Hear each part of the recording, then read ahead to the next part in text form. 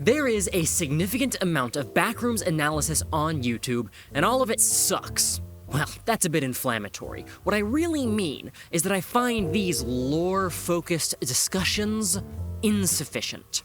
And that's bound to get worse with the release of A24's Backrooms movie. This is a very different sort of analysis video.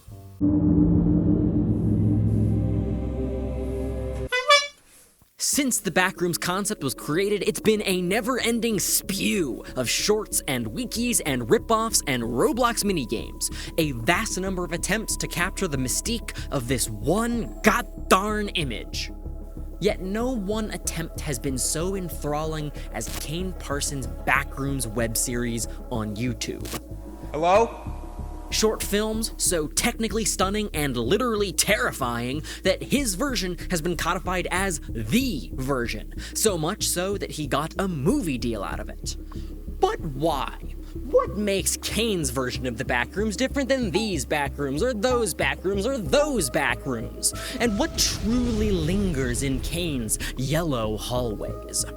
If you're wise, the answer just might scare you.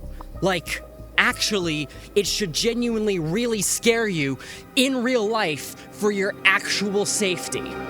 And that's when I met Oz properly, and he, had gone and looked at everything I put on my YouTube channel, including all the stuff I wouldn't want him to see and whatnot. And we had a conversation about it, and it was like he had been in my brain for like 10 years, and he absolutely got what I was trying to speak to there. Even stuff that a lot of my audience hasn't quite, decided to talk about yet, I suppose.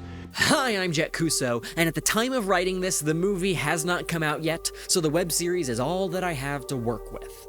That's fine, because I'm not game theory. Lore!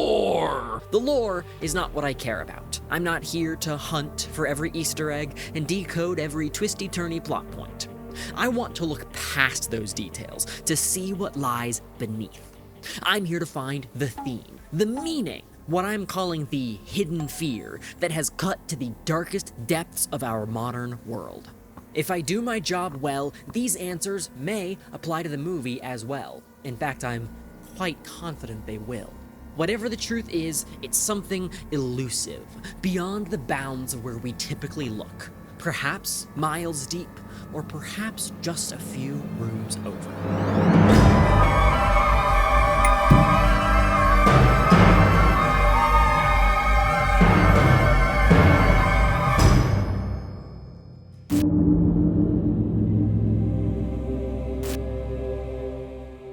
I'll explain the important parts of the Kane Pixels series very soon, but it's all too easy to get caught up in the specifics, and I want to lay the groundwork for the kinds of ideas that I'm searching for.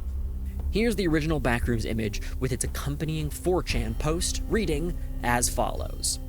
If you're not careful and you no-clip out of reality in the wrong areas, you'll end up in the backrooms, where it's nothing but the stink of old moist carpet, the madness of mono yellow, the endless background noise of fluorescent lights at maximum hum buzz, and approximately 600 million square miles of randomly segmented empty rooms to be trapped in.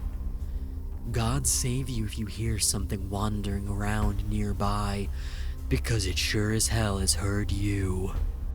He gotcha! This single paragraph spawned a radioactive chain reaction. The screwdriver knocked over, dropping the beryllium hemisphere onto the demon core of YouTube content farm horror slop. Everything comes back to this post. We all know that horror media reflects the time it was made in. Invasion of the Body Snatchers is my favorite example. A hidden invasion of aliens that replace humans with unfeeling, hive-minded monsters. The concept stays the same, while the execution of each remake emphasizes different elements and completely changes the effect. The original spoke to 1950s McCarthy-era fears of communist ideology invading the West. The late 70s version speaks to a fear of conformity, the death of Vietnam-era counterculture as all of the hippies became normal, boring white people. And the ones after that mean other stuff. I don't know. AIDS, maybe? A surface-level read of this post would tell you there's a prevailing modern world fear of old moldy hallways, dingy overhead lighting, and mazes? That doesn't seem right. Are mazes really that scary? Or is it more conceptual than that? If the pod people were actually communists and not aliens, then are these hallways even hallways? Let's throw some taste testing at the wall to see if anything sticky tastes good. Simulation theory. The idea that all of us are actually inside a computer right now, like the Matrix.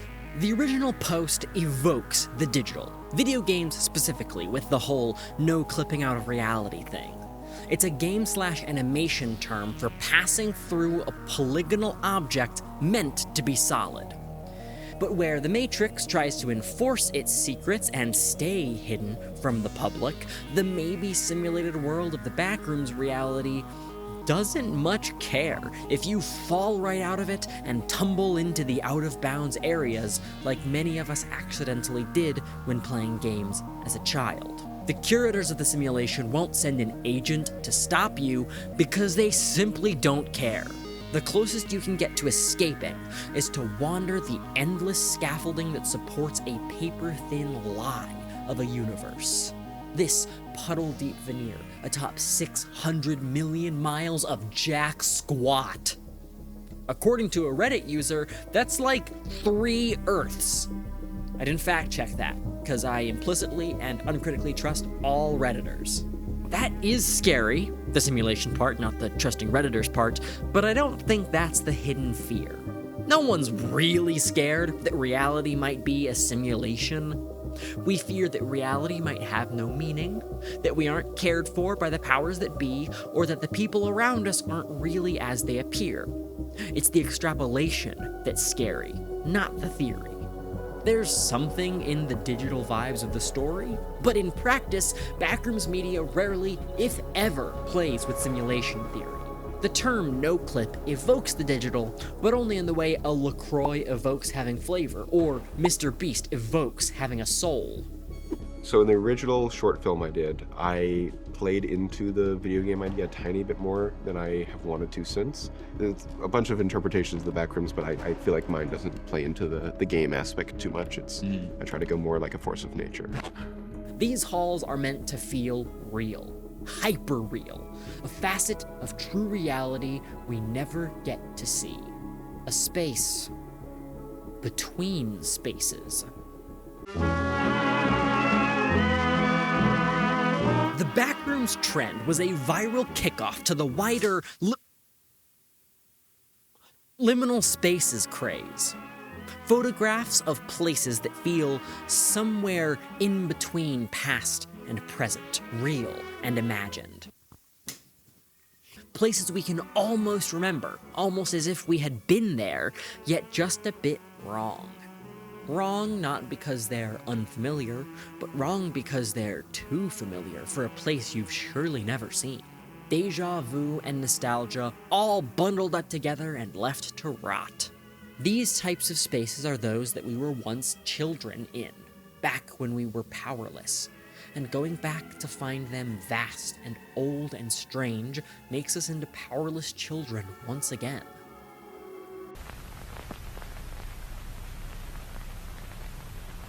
This horror of childhood is on its best display in the 2022 film Skinamarink, where 2 children get trapped in their home by a demon, I guess?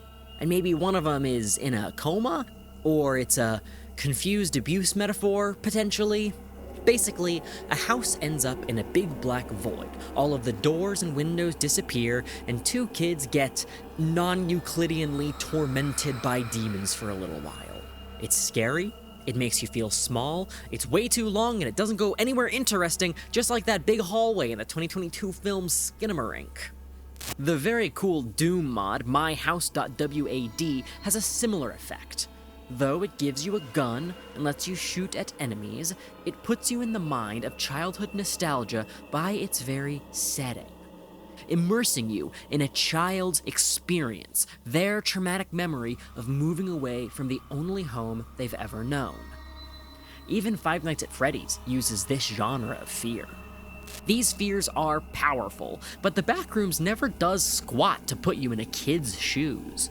Never a looming adult power here to torment you. The protagonists of these Backroom stories are adults, and I don't find this visual particularly nostalgic or familiar. It's just gross, tacky, unpleasant.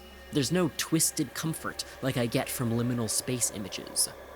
And beyond that, you aren't confined by the space, like Girl Child from Skinamarink or Boy Child from Skinamarink.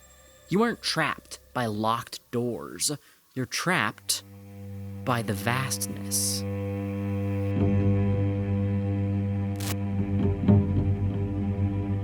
Skinamarink, myhouse.wad, and the Backrooms are all intertexts, building on and in conversation with 2000's House of Leaves by Mark Z. Danielewski. It is the wildest book I have ever read. In fact, since I'm about to give you some slight spoilers for the book, skip to this time to avoid spoilers if you think you will ever read this book, and I highly recommend you do, so skip ahead if you're interested. One of the many layered stories of this book, at its absolute simplest, is about some people exploring an endless dark labyrinth that opens up from a long dark hallway in a normal suburban house. The house on Ash Tree Lane, which appears to be bigger on the inside. Across many expeditions, they explore, catalog, research, and completely lose themselves within this labyrinth. At first, there's some semblance of a consistent geometry inside this place. It is possible to map it, but the black plaster walls begin to shift more and more over time. An amphitheater-like chamber will expand to a cavernous vastness the second you aren't looking. A spiral staircase that descends just a few hundred feet will suddenly extend upward for miles after you've already walked down it, leaving you no choice of ever reaching the top. The text leaves it ambiguous as to whether or not there is a monster, a minotaur, inside the maze. It leaves it ambiguous as to whether or not the house itself has a mind or an intellect bent on torment. If anything, there's an implication that the house changes based on the people inside of it. If you're looking for a vast unexplored frontier, it becomes impossibly vast. If you're looking for a monster, the house becomes your monster. If you're looking for the people you love, eventually, the house may bring you back to them. There is as much cruelty in this place as there is kindness, and it's entirely based on what you bring with you. Kane Pixels Backrooms shares so much DNA with the house on Ash Tree Lane, especially the way people choose to explore it, and the fact that some do so for very distinct profit motives. You see, the corporation Async wants to turn the Backrooms into a... The big difference between House of Leaves and the Backrooms is that the Backrooms don't really change out from under your feet. Kane has made sure that the Backrooms stay consistent and mappable.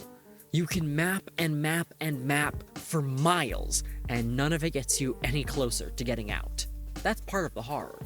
This is where I'm tempted to end the video, tempted to stop thinking about it. This, I think, is where most people tend to stop thinking about it. You know, wouldn't it be scary to get lost in space, or in the desert, or in the oceans? Woo! It's a primal fear, plain and simple. The Backrooms is just like any other infinite hellscape, people think. But I don't think. Ever. And it sets it up as basically just being this infinite expanse of that environment I just described. So it's kind of like a very benign version of like a sort of purgatory or hell myth, but without any kind of damnation aspect. It's inherently a force of nature that I think it has a horror aspect to it inherently, but it wasn't really utilized in many ways until I had sort of the desire, because of these liminal space photo compilations that had been going on for a while. It goes deeper. It has to. Because the Backrooms and the Leaves house aren't just vast spaces. They are interior spaces, agoraphobia and claustrophobia all at once. Does that mean people are scared of the TARDIS, or Mary Poppins' bag, or Mr. Megorium's Wonder Emporium? No. Maybe. No. Primal fears are based on things that actually exist. Being hunted, being betrayed, being hungry. But there's no such thing in real life as an interior infinite vastness, an inside space that never ends. Maybe cave networks, but were primitive humans really encountering so many vast endless cave systems that they developed an evolutionary, instinctual aversion? Maybe? But if so, why has the idea of a place that's bigger on the inside pretty much always been seen as fun and whimsical in the past? Yet nowadays, modern days, starting from the year 2000 or so, the interior vastness has become a genuinely frightening thing to consider. It's become more than a primal fear. The hidden fear that I'm looking for is something specific and modern. Some combination of the primal and the nostalgic may have been what sent the Backrooms image viral, but this image isn't enough to prescribe all that much meaning to the concept. Kane Parsons is the one who's added a narrative worth analyzing. So let's talk about Kane's Backrooms.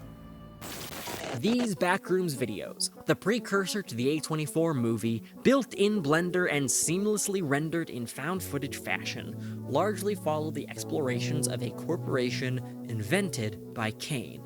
And as corporations tend to do, there are a few things hinting that Async wants to profit on the Backrooms. That Async wants to own the Backrooms.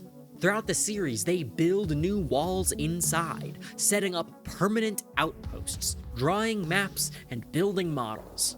In their hubris, they assume this strange space that we, the audience, know is infinite and hostile and beyond understanding can be figured out and conquered. They think they can colonize the vastness. And they aren't incompetent in their attempts. From what we currently know, the story starts in the late 80s, when Async created the Low Proximity Magnetic Distortion System, a device that appears to be a fancy way of saying a portal to the Backrooms. As they begin to explore this seemingly endless yellow place, we are shown one potential plan to monetize it. A plan just as terrifying as the core Backrooms concept itself. The world around us is ever-changing. Throughout this past century, we have seen the advent of countless innovations that have completely reshaped life as we know it. As human expansion is projected to increase exponentially in the coming decades, we must account for these never-before-faced challenges in ways equally never-before considered. Here at Async, we believe we have found the solution. They call it A-Space, a revolutionary storage solution. No more worry about expanding population, no more worry about declining natural resources, no more worry about the housing crisis or where to keep your unprocessed freight, or even where to build new landfills. Move into the Backrooms, they say. Get lost here, they say. It's all under control, they say. Unfortunately, it is not under their control.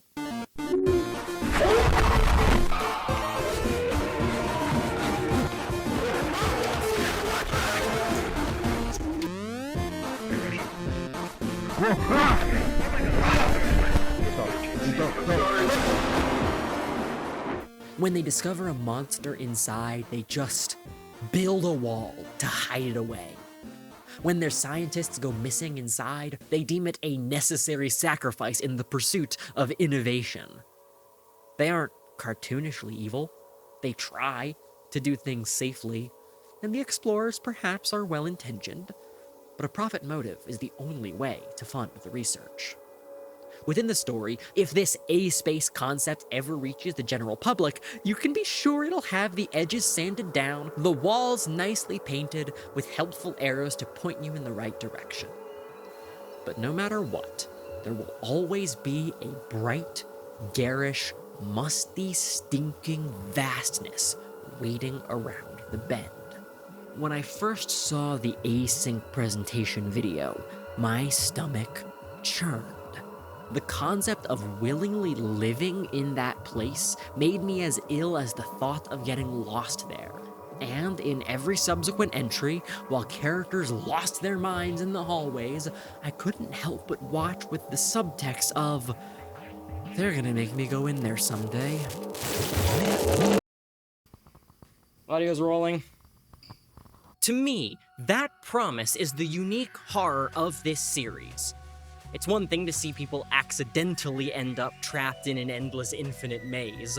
It's another thing to know that a corporation will encourage you to go there while pretending they've made it safe. And that's not to say it wouldn't be useful, lit, air-conditioned, lots of tasteful furniture, and hey, friendly neighbors! We just need to ask ourselves, is it worth it? The explorations and the found footages show the Backroom's true nature, but aimless wandering is just the start. If this place were real, it would be used. It would be the greatest scientific discovery of the century, and we'd be turning it into products before anyone had the chance to shout, "Monster!" No matter how dangerous, corporations would sand down the edges and make you believe that it's safe without ever doing the work to ensure that it is. In the end, the sheer practicality would have you living in the Backrooms, never realizing how soul-crushing it is. That's a new terror. For me, that's the hidden fear. It's comfortable, impossible, unthinkable, yet relatable, isn't it? It's essential to have that other side of the equation where she's, for all the work she does with individuals, the sort of cumulative effect of these systematic features of society, which are maybe wearing people down in ways that she wasn't even aware of initially and are sort of more all-encompassing than she even knows how to do anything about. It's kind of paralyzing. Why is it we are able to relate so easily to the situation of these lost strangers? Why do we connect with this outlandish idea of an internal vastness, corporate-controlled, profit-motivated, and inescapable, not by locks on the doors, but by the infinite depth and the inevitability of its usefulness? I'm not really confused by the Backrooms. I know why it scares me. The hidden fear isn't so much obscured as it is ignored. Some of you may have felt it already. The bile that rises in your throat when you realize you're totally free to do whatever you want, yet you're still trapped. Many of us are lost beyond help right now, in the only infinite space we all have access to. It's too late. We already live in the Backrooms. It's already been colonized, its edges sanded, its monsters hidden away. You're in it right now. You wouldn't be able to hear me if you weren't. Did you notice when you no-clipped into this world and forgot the path back out? Did you believe them when they said this place would solve everything?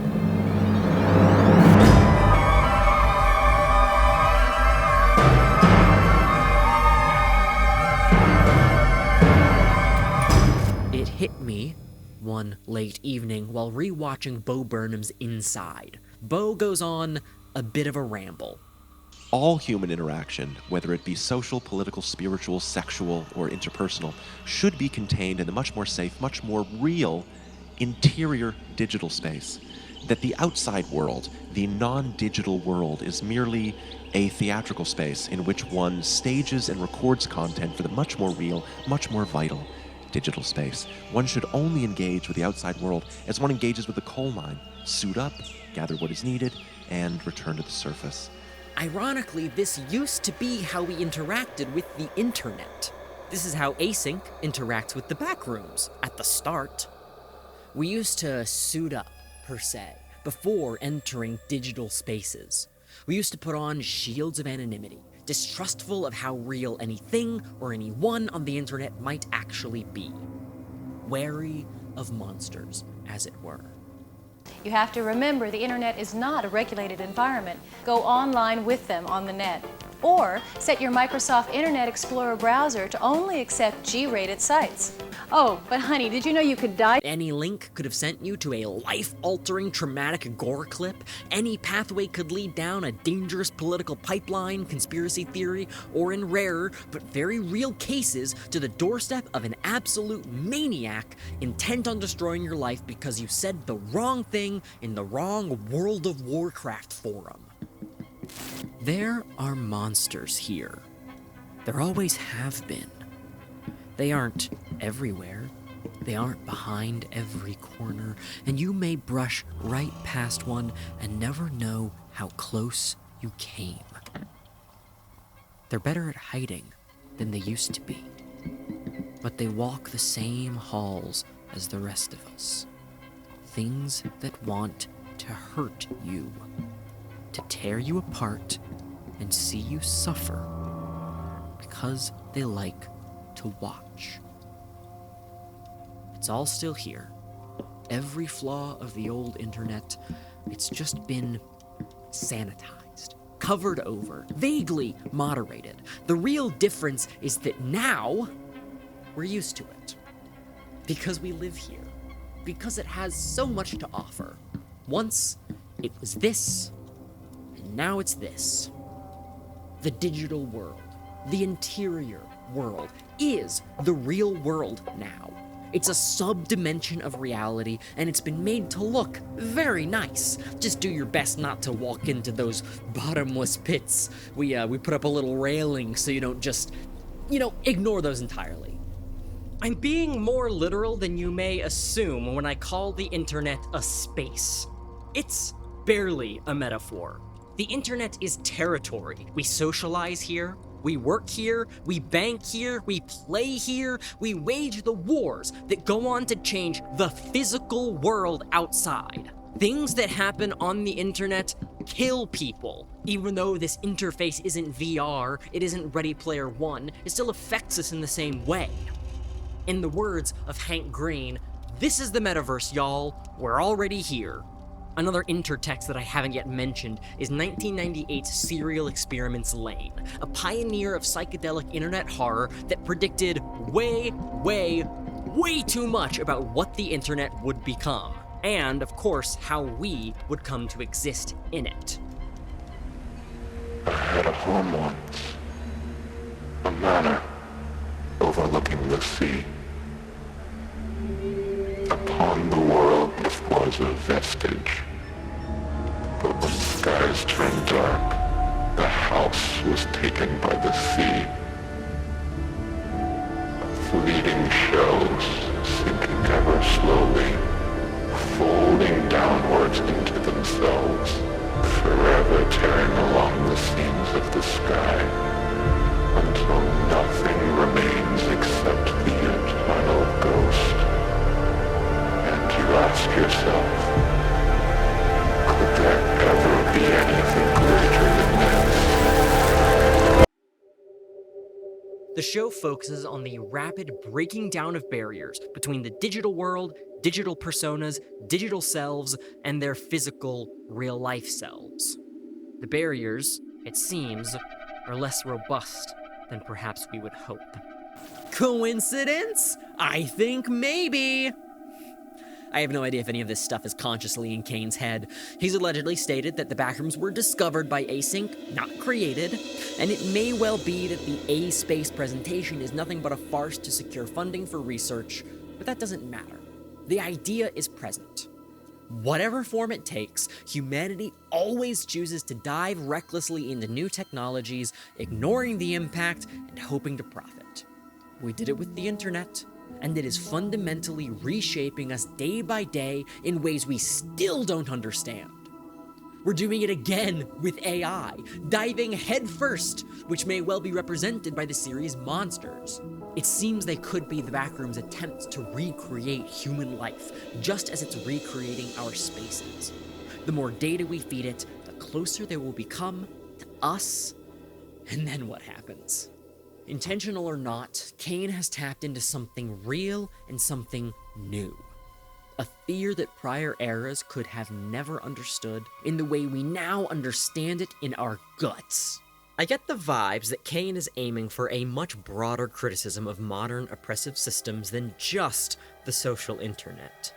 There are many ways of reading this series, or the Backrooms in general, yet the lore-obsessed segments of fandom don't seem compelled to read anything deeper or metaphorical to the text, to the disservice of everything Kane is so brilliantly evoking.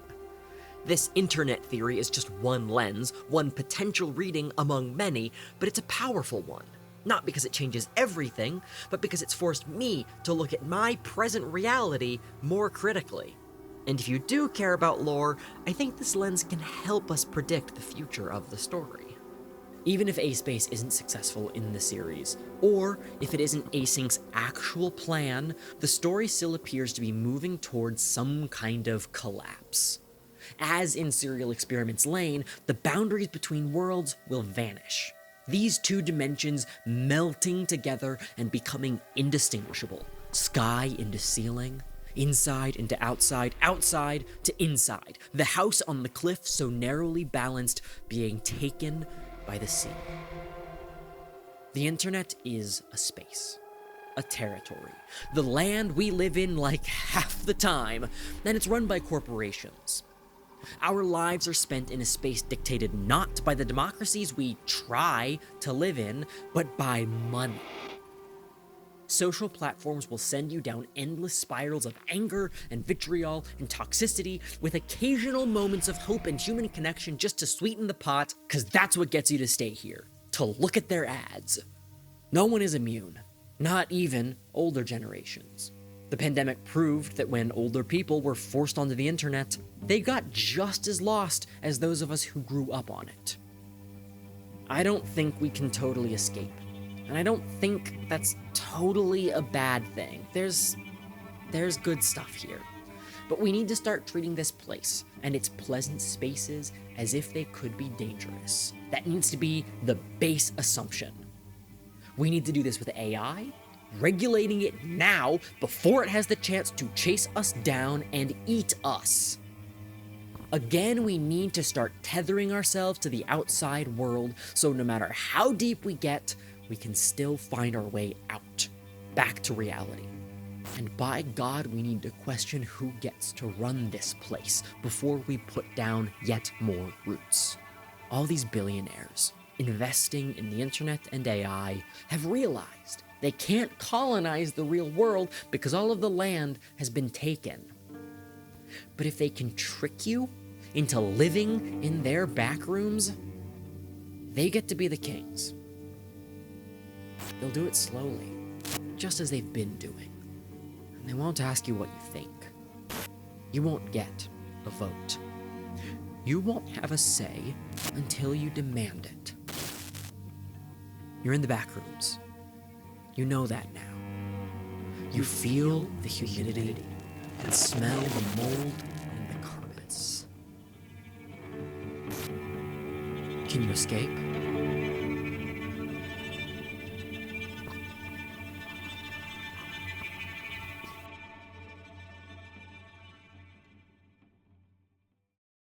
Huge thanks to Ripley's Believe It or Not in Grand Prairie, Texas for letting us film in their sick frickin' mirror maze. It's a very cool locale, so please check it out if you're in North Texas. Engage in some whimsy, not on the internet for once. Similarly, go see the Backrooms movie by Kane Parsons and A24 in theaters. They're not involved at all with this video, but Kane is a very cool guy, and I've been hyped about this movie for years. Please like, subscribe, and comment the word smelly if you got this far in the video. And support me at patreon.com/JettCuso. This is Jett Cuso, and I'll see you next time.